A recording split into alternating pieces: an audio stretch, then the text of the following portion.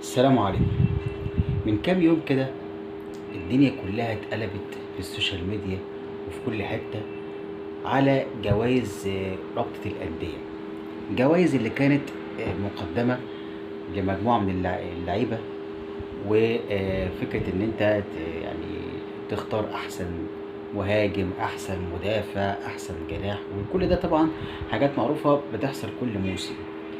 الغريبة بقى السنة دي إنه لعيبة الأهلي تم إقصائهم بشكل غير عادي، غير عادي فعلا، بشكل غريب جدا. لقينا إنه مثلا في في الجايزة اللي هي بالذات بقى اللي هي المركز جناح الأيمن، ودي اللي حصل فيها جدال وحصل فيها كلام كتير جدا في الفترة اللي فاتت، وهي الجايزة اللي انحصرت ما بين أربع لعيبة.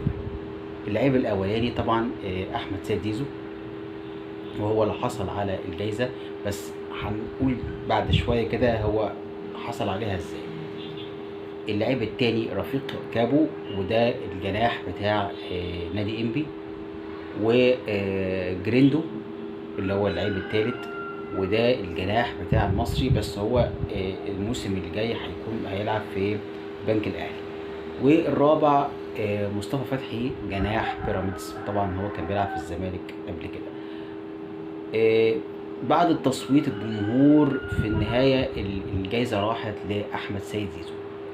مبدئيا بعيدا عن التصويت وبعيدا عن أي حاجة، احنا ما بنشككش خالص في موهبة أحمد سيد زيزو، ونقدر نقول واحنا مرتاحين ان أحمد سيد زيزو هو اللاعب رقم واحد دلوقتي في الزمالك. ولما كان الزمالك معاه سكواد قوي جدا، كان في أشرف بن شرقي، وكان في مصطفى محمد، وكان في فرجاني ساسي، ولاعيبه كتير على اعلى مستوى، كان برضو احمد سيد زيزو كان من العناصر البارزه واللي كانت منجحه السكواد ده، وهو السبب رئيسي في ان الزمالك يحصل على الدوريين بتوع الموسمين السابقين. اللي هو مش الموسم اللي فات طبعا، الاهلي كان اللي حصل عليه، اللي قبليه واللي قبليه كان الزمالك هو اللي حصل عليه. كان احمد سيد زيزو عنصر اساسي في سبب اساسي في ان الزمالك يتوج. فاحنا بالنسبه لاحمد سيد زيزو ما بنشككش خالص في قدراته الفنيه، والنهارده الراجل ده بيدفع فيه ملايين وبينطلب فيه ملايين في نادي الشباب السعودي عشان خاطر يضموه هناك في الدوري السعودي، اللي احنا النهارده بيعمل طفره في عالم كره القدم، وفي تحديدا في اسعار اللعيبه في كره القدم، مش على المستوى العربي بس لكن على المستوى العالمي كله. واحمد سيد زيزو من اللعيبه اللي انطلبت في الدوري السعودي واندفع فيه رقم قوي جدا، ومحتمل ان هو يروح هناك. يعني انت عندك محمد شريف اهو فعلا راح للدوري السعودي وابتدى يلعب معاهم ولعب معاهم ماتش وصلح هدف وكده. ومحتمل ان انت تشوف احمد سيد زيزو موجود في هذا الدوري، ولو مش متواجد في هذا الدوري فعلى حسب العقد اللي اتسرب له نادي الزمالك، فهو برضه في خلال الثلاث سنين جايين مع نادي الزمالك لو هو حصل على الفلوس اللي موجوده في العقد ديت، فاحنا بنتكلم برضه في مبالغ كبيره. هل هو كلاعب يستحق؟ يستحق. هو واحد عنده موهبه. الفكره كلها بقى والجدال حصل في ايه؟ في طريقه التصويت.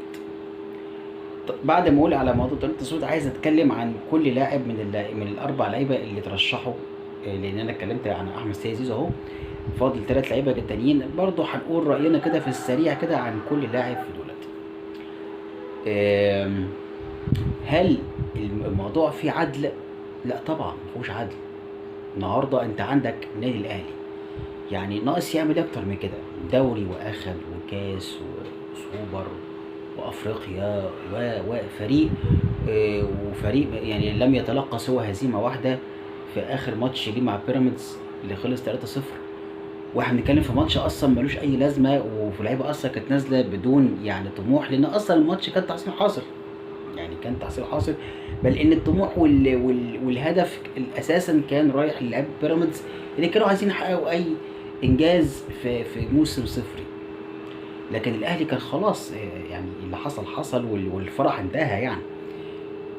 فالاهلي قدر ان هو يحصل على الدوري والكاس ويحصل على سوبر، وفريق مقفل اللعبه وعامل ماتشات واداء هجومي ودفاعي السنه دي على اعلى مستوى. فازاي لفريق بالقوه ديت ولاعيبه بالقوه ديت ما حدش فيهم يرشح في اي جايزه من الجوائز، وبالذات جايزه الجناح الايمن اللي هي تعتبر اهم جايزه فيهم كلهم. فحصل ظلم كبير للاهلي. بس هو في نقطه بس يعني انا عايز برضو اذكرها يعني. اولا جمهور الاهلي معظمهم تمام، واكد على كلمه معظمهم تاني، مش مهتمين بالموضوع اصلا. وهم اصلا ناموا صحي. ايه ده، هو كان في تصويت؟ ايه ده، هو كان في جوائز اصلا؟ ايه ده، هو كان في يعني ناس مرشحين والكلام ده كله مرشحوش كلاعب من عندنا؟ فهو اصلا الموضوع مش معنيهم في حاجه. ليه؟ لان احنا جمهور بطولات، واحنا بطولاتنا مش بطولات فرديه. يعني حتى لو كانت الجوائز ديت كل اللي حصل عليها لعيبه اهلاويه، وانا واثق ان لو كان لعيب اهلاوي واحد بس ترشح في كل جايزه من دولت كان الاهلي هيقفلها كلها. لان جمهور الاهلي بيخلص اي تصويت على مستوى العالم مش على مستوى مصر وبس يعني. لكن هل الموضوع ده يعني الجمهور في حاجه؟ لا خالص. احنا اللي احنا عايزينه حصل. افريقيا وخد، دوري وخد، كاس وخد، والكاس التاني اللي هو بتاع السنه دي انت شغال فيه لسه وبتنافس فيه. فانت بالنسبه لك الامور على مستوى البطولات ماشيه تمام الحمد لله، ويا رب تفضل تمشي تمام. بالعكس ده انت بقى دلوقتي بتدور على مهاجم، انت محتاج مهاجم وبتدور فين المهاجم، وعاملين نتكلم عن اسامي بتترشح وفي الاخر ما بتروحش. وده اللي شغلك. لكن انت شغلك مين خد احسن ايه، وانت عارف بس ان اللي عندك احسن لعيبه في كل حاجه. انت مش محتاج جوائز. انت كاهلاوي مش محتاج جوائز فرديه عشان تثبت ان لعيبتك احسن لعيبه. انت الاهم معاك احسن لعيبه على مستوى مصر ومستوى افريقيا، والارقام والبطولات بتتكلم. مش بنتكلم كده كلام في الهوا يعني. فعشان كده لو في حد من جمهور الاهلي متضايق ما تتضايقش. انت اهم حاجه عندك بطولاتك. يا فرحتي تاخد الجوائز الفرديه وما بتاخدش بطولات؟ لا، احنا بطولاتنا اهم من اي شيء. ومش عايزين لو يوم ما نخسر بطوله تمام نكون خاسرينها بسبب ظلم. احنا يعني بنخسر بطوله بسبب ان في تقصير معين، وبنعرف ندركه بعد كده زي ما حصل الموسم اللي فات وادركنا وحصلنا كل البطولات. فديت نقطه. نتكلم بقى في النقطه كده سريعا في الثلاث اسامي التانيين غير احمد سيد زيزو اللي ترشحوا. شايف رفيق كابو عمل اداء عالي جدا الموسم اللي فات، ويستحق التواجد في نادي اقوى من نادي انبي مع كامل احترامنا لنادي انبي طبعا. كذلك مصطفى فتحي لعيب ممتاز جدا. ونزل مصطفى فتحي بقى، الناس اللي كانت بتتكلم ان امام عاشور بلا يعني ما عندهوش مبادئ وازاي يبيع النادي بتاعه ويروح للنادي المنافس. طب هو بيراميدز مش منافس؟ طب مصطفى فتحي ما سابكه وراح لبيراميدز يعني، واخد بالك، وعمل كوبري في هناك في السعوديه ورجع تاني على بيراميدز. هو بالنسبه لكم يعني كده مصطفى فتحي وضعه ايه؟